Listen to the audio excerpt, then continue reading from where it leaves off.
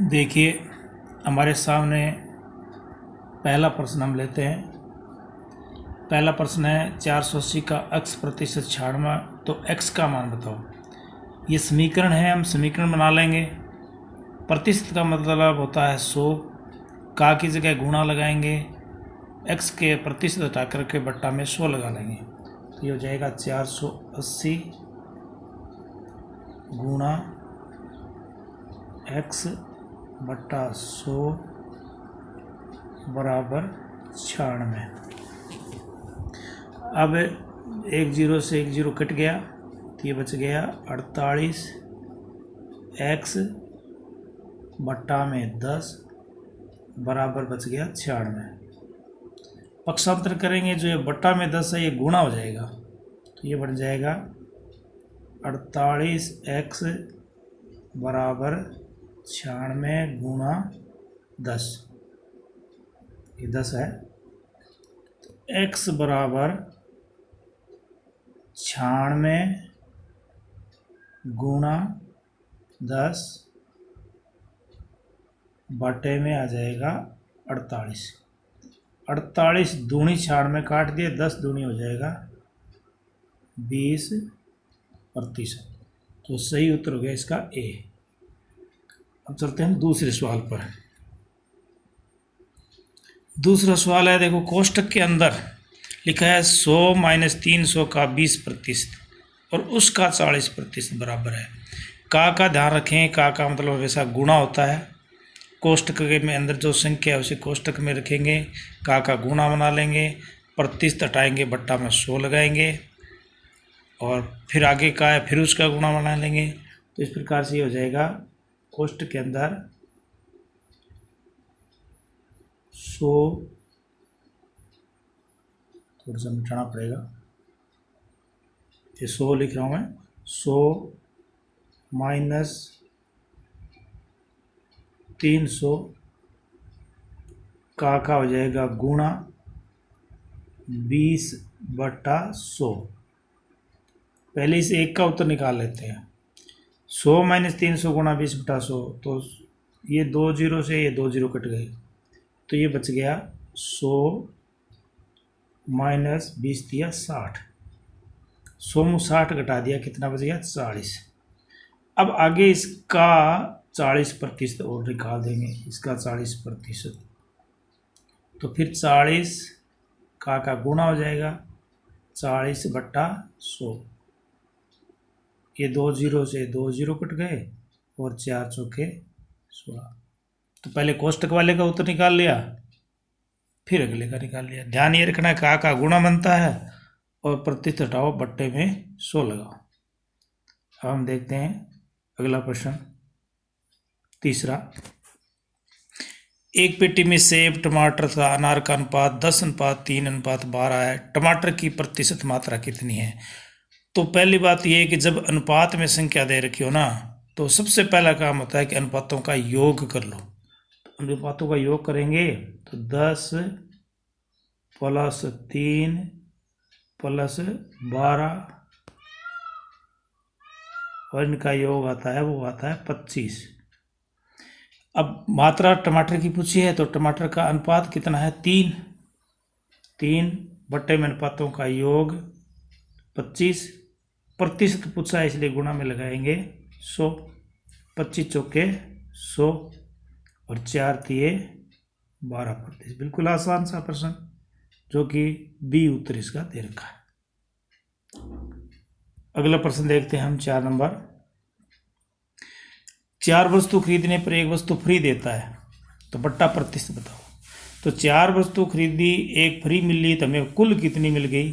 5 मिल गई, तो कुल वस्तु 5 हो गई, कुल बराबर 5। इसमें से फ्री यानी छूट कितने की मिली? बट्टा कितने का मिल गया? 1 मिल गया, तो हमारा बट्टा है वो 1 है। अब इसका प्रतिशत बताना है, तो प्रतिशत बताना हो तो गुणा में तो हमेशा 100 लगेगा, पर तो बट्टे में क्या लगेगा? कुल। तो प्रतिशत बनाएंगे तो 1/5 और गुणा में 100, काटेंगे तो 20 × 5 = 100, तो प्रतिशत हो गया 20%, जो सही उत्तर हो गया इसका बी। अगला देखते हैं 5वां प्रश्न। 31 रुपये में बेचने पर 7% की हानि होती है, 35 में बेचा जाए तो लाभ बताओ। तो दो विक्रय मूल्य दे रखे हैं, तो जब भी क्रय मूल्य या विक्रय मूल्य हो और लाभ या हानि प्रतिशत हो, तो सबसे पहला काम है वो क्रय मूल्य को 100 मान लेना चाहिए। तो हम पहले क्रय मूल्य को 100 मान लेंगे कि मानना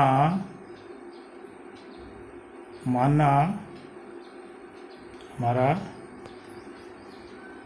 क्रय मूल्य है वो कितना है 100 सीपी 100 है। हानि 7 है, तो एसपी हमारा कितना आ जाएगा, 100 में से 7 घटा के कितना आ जाएगा 93। सीपी है 100। अब ये तो माना हुआ है, हमारे पास वास्तव में हमें क्रय मूल्य ज्ञात करना और विक्रय मूल्य दिया हुआ है, तो माना से स्टार्ट करेंगे एक एक नियम कि जब एसपी कितना है 93, तो सीपी हमें जो ज्ञात करना वो इधर आता है, तो सीपी कितना है 100। फिर आ जाएगा एक एक नियम से कि जब एसपी 1 है तो सीपी आ जाएगा 100/93, और वास्तव में सीपी कितना 31 है, तो कितना बनेगा कि 100/93 गुणा में 31। अब 31 तिया 93 कट गया, तो ये आ गया 100 ये आपका आ जाएगा 100/3। ये मैं थोड़ा सा इसको इरेज कर रहा हूँ।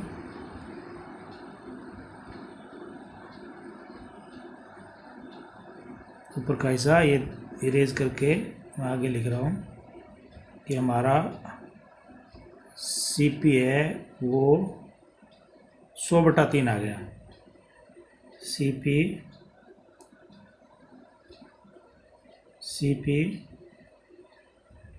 100/3। अब दूसरा एसपी है वो दे रखा है 35 है। 100/3 से ज़्यादा है, क्योंकि 100 में 3 का भाग देते हैं ना, 33 से ही कुछ बनता है, तो इसको मतलब एसपी ज़्यादा है, तो क्या हो जाएगा लाभ निकालेंगे 35 माइनस 100/3, लघुत्तम ले लेंगे, लघुत्तम आ जाएगी 3, 35 या 105 माइनस 3 एकम 3, 100 एकम 100, तो ये लाभ बच गया आपका 5/3। ये लाभ हो गया 5/3, सीपी हो गया 100/3। अब हमें लाभ प्रतिशत बताना है, तो इसको इरेज करना पड़ेगा, मेरे पास जगह नहीं है।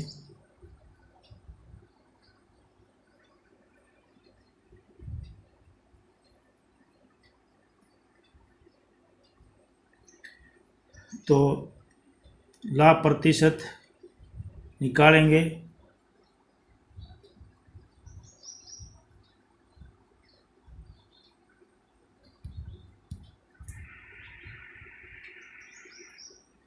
कि लाभ बराबर होता है, लाभ प्रतिशत बराबर लाभ बटा क्रय मूल्य। तो लाभ आया था हमारा 5/3, बटा में क्रय मूल्य, तो क्रय मूल्य था 100/3, तो 100 तो नीचे रह गया, 3 चला गया ऊपर। अब गुणा में प्रतिशत के लिए गुणा में भी क्या लगाना पड़ा 100, तो 100 से 100 कट गया, 3 से 3 कट गया, तो लाभ आ गया 5%। तो सही उत्तर हो गया सी। अब आगे देखते हैं 6ठा प्रश्न। किसी वस्तु के क्रय मूल्य और विक्रय मूल्य का अनुपात 20:21 है, तो इस अनुपात को ही मूल्य मान लेंगे कि क्रय मूल्य यानी सीपी वो है 20,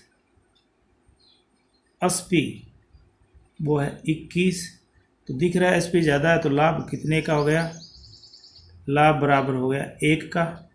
लाभ प्रतिशत बनाना है, तो लाभ बटा में क्रय मूल्य गुणा में 100, 20 पंजे 100, तो लाभ हमारा आ गया 5%, जो कि सही उत्तर हो गया सी। अब है विक्रय मूल्य 1920 बट्टा 4% अंकित मूल्य बताओ। जब बट्टा और अंकित मूल्य की बात होती है तो वहाँ अंकित मूल्य को 100 मानते हैं। मान लेते हैं कि अंकित मूल्य है वो कितना है, 100 है। तो विक्रय मूल्य यानी एसपी है, उसमें से बट्टा कम हो जाएगा तो एसपी कितने का बचेगा, 96 का। अब डायरेक्ट करना भी सीखें कि हमारे पास दो चीज़ें हैं, एक विक्रय ओरिजिनल विक्रय मूल्य 1920 है, मानना विक्रय मूल्य 96 है। तो हमें ज्ञात क्या करना है, अंकित मूल्य ज्ञात करना है। तो क्या करते हैं कि जो ज्ञात करना होता है उसको ऊपर ले लेते हैं 100। ये कब है, जब है 96 है तब, गुणा में वास्तविक कितना है 1920।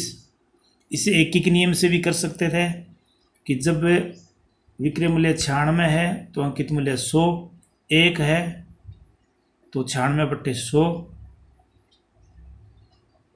भी हमें यहाँ विक्रय मूल्य को पहले लेना पड़ेगा, क्योंकि जो दिया गया उसको पहले बोलते हैं कि जब विक्रय मूल्य 96 है तो अंकित मूल्य 100, जब विक्रय मूल्य 1 है तो अंकित मूल्य 100/96, और जब विक्रय मूल्य 1920 है तो गुणा में 1920। ये तो एक एक नियम से।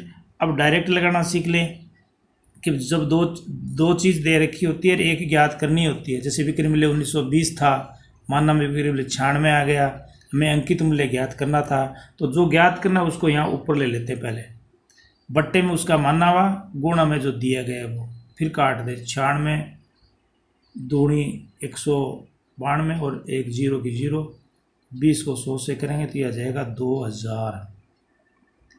यानी इसे एक एक नियम से भी कर सकते थे कि जब विक्रय मूल्य 96 है तो अंकित मूल्य 100, जब विक्रय मूल्य 1 है तो अंकित मूल्य 100/96, जब विक्रय मूल्य 1920 है तो अंकित मूल्य 100/96 गुना 1920। ये प्रतिशत वाले शॉर्टकट करने का ये तरीका है कि जब दो चीज़ें दे रखी होती है तो उनमें से एक बट्टे में आती है, एक गुणा में लगती है। तो बट्टे में जो मानना वाली आती है, गुणा में वास्तविक वाली लगती है, और जिसको ज्ञात करना होता है उसको ऊपर लिख लेते हैं। जैसे अंकित मूल्य ज्ञात करना था, मानना ऊपर आ गया, दिया गया मानना विक्रय मूल्य मानना वाला नीचे आ गया, ये आगे चला गया। ये 7 प्रश्न पिछले पेपर में गलत हुए थे, जो मैं कोशिश कर रहा हूँ वीडियो के माध्यम से समझाने की। हो सकता है कि इसमें कुछ प्रॉब्लम आ रही हो, क्योंकि अभी मेरे पास लिखने के लिए कुछ नहीं है, मैं अंगुली से ही काम कर रहा हूँ। धीरे धीरे इसमें सुधार करेंगे।